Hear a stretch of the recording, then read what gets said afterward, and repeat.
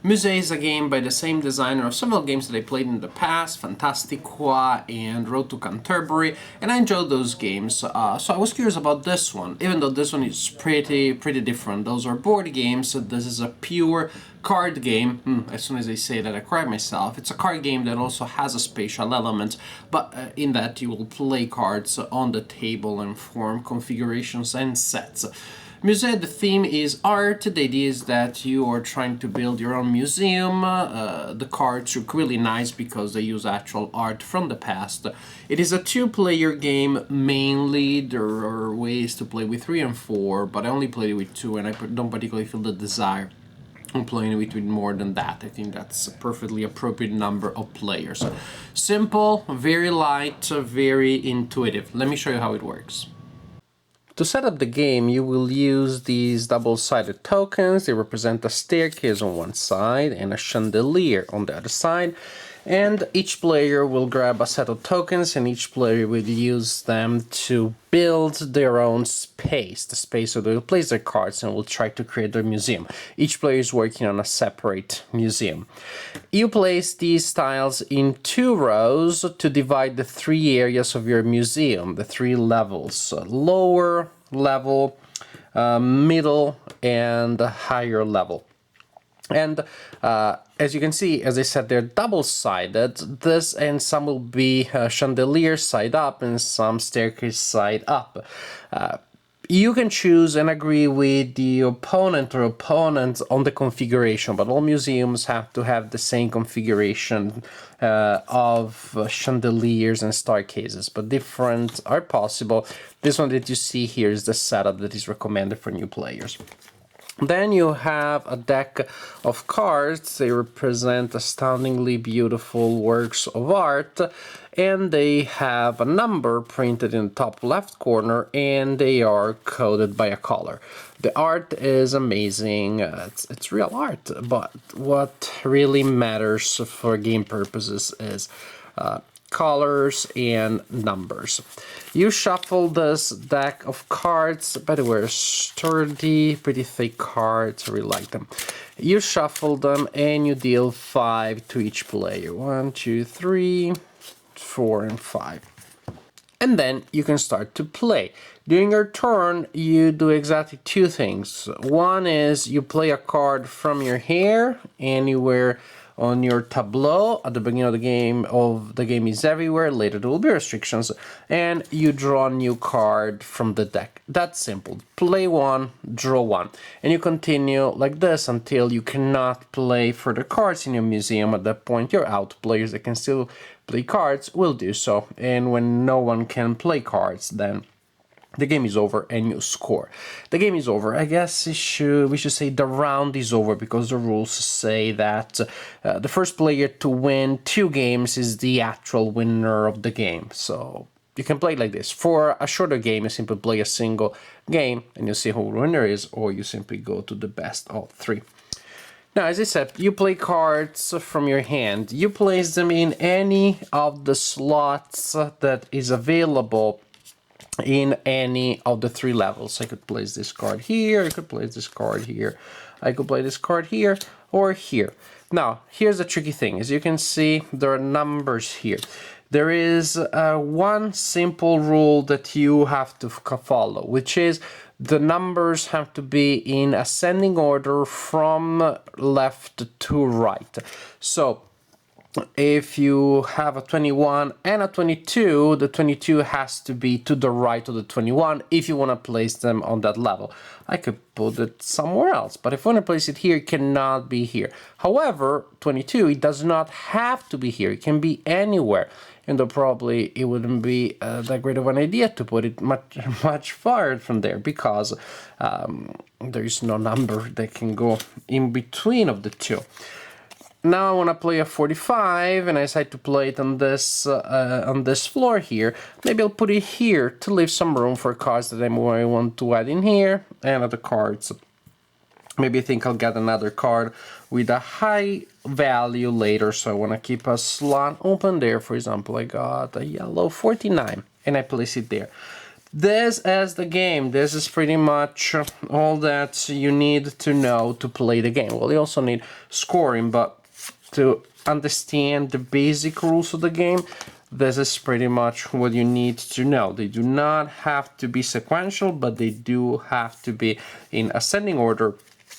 And that's it. This is why, as you play cards, you will gradually lock yourself out of options because certain cards simply will not be placeable anymore. This card, I would love to place it here, but it's before 45, so I can't do that. And maybe I'll play this card here and this card here. Later, I have this card here, and then suppose that I am at a point where I cannot place any card anymore. They're all low value, low value, no, I mean high value, so there's nothing that can fit in there. At this point, when I am done, when I cannot play cards anymore, it is time to score. Actually, there's one thing that could have happened earlier if I had been able to complete a full row. If you're the first player to complete one of the 3 galleries, then you earn a tile, which is middle, lower, and upper gallery, depending on the one that you completed. I was the first to complete the middle, then I grabbed this tile, which is worth 4 victory points at the end of the round, or the game, depends on how you're playing the game, if a single game or using each game as a round. This, in a case, is worth 4 victory points at the end when we're scoring points when everybody's done. Other things that score, cards. Each card in your museum is worth a single victory point, and that is good.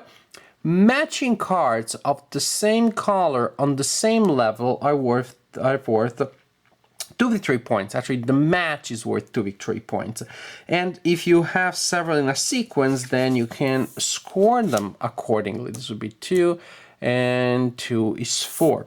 However, there's also this other pretty neat and cool thing, which is that you can also score cards vertically as long as the match of the same color is across a staircase. In this case, that would be the case, and a match of this kind is worth 3 extra victory points. So basically, you score points for simply having cards there, and bonuses for matching cards by the color, which thematically is by the theme of the painting that you're matching.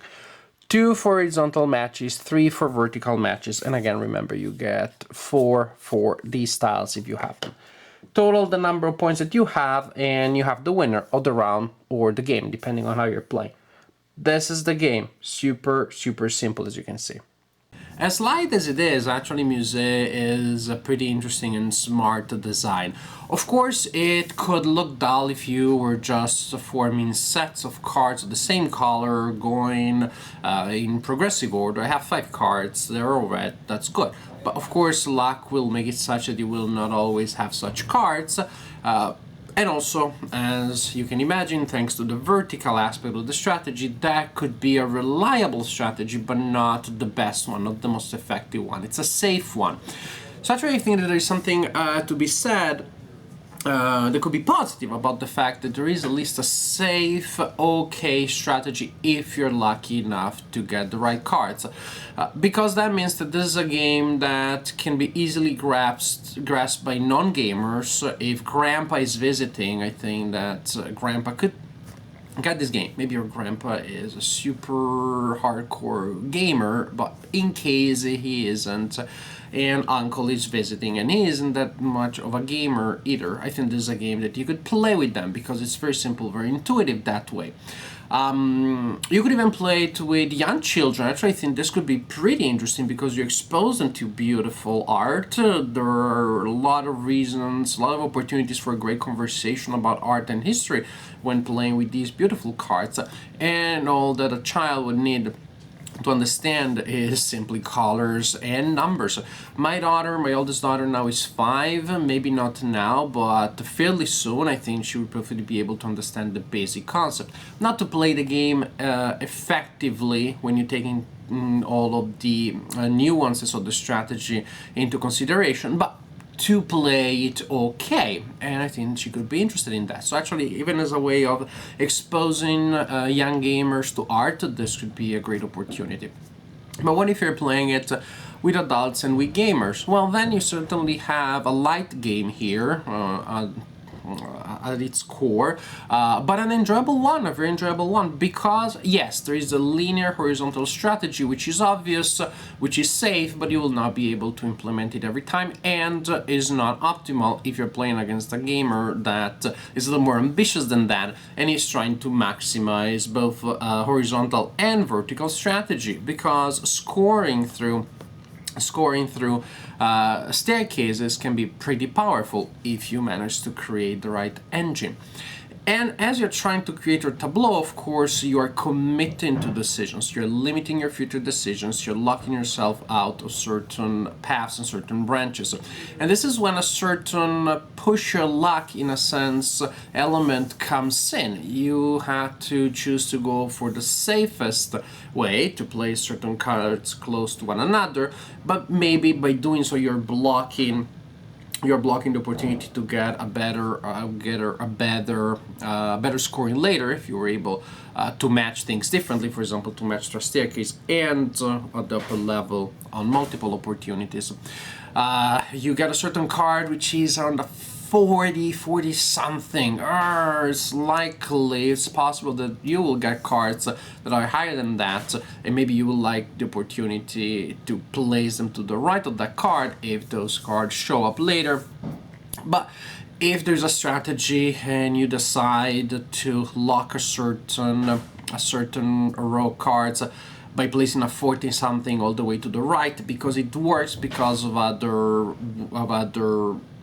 combinations, that may be an okay choice, maybe an excellent, maybe the best choice in some cases, but it all depends. Then if you start getting a lot of high cards later, then you lock yourself out of opportunities early on. So there are certain strategies which may be more high risk and more rewarding if they do pay off, and other ones that are sort of safer. In between just going for a simple set of sequential cards of the same color, between that and the riskiest strategies, there are a lot of other ways of approaching the game. So you can kind of choose your mileage, how much luck you want to face. And I like, because of course the game is luck based, there's a lot of luck of the draw here, but I feel that the players have enough choices here and decisions and ways of committing spatially that luck is definitely mitigated. That I do get the sense that the game is a challenging struggle against and within luck, as opposed to just feeling at the mercy of the luck of the draw.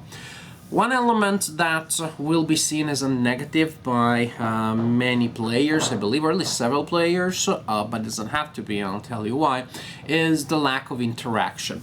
The only thing that matters here when it comes to the fact that the players are around you is the information that you receive from seeing the cards that they have in front of themselves.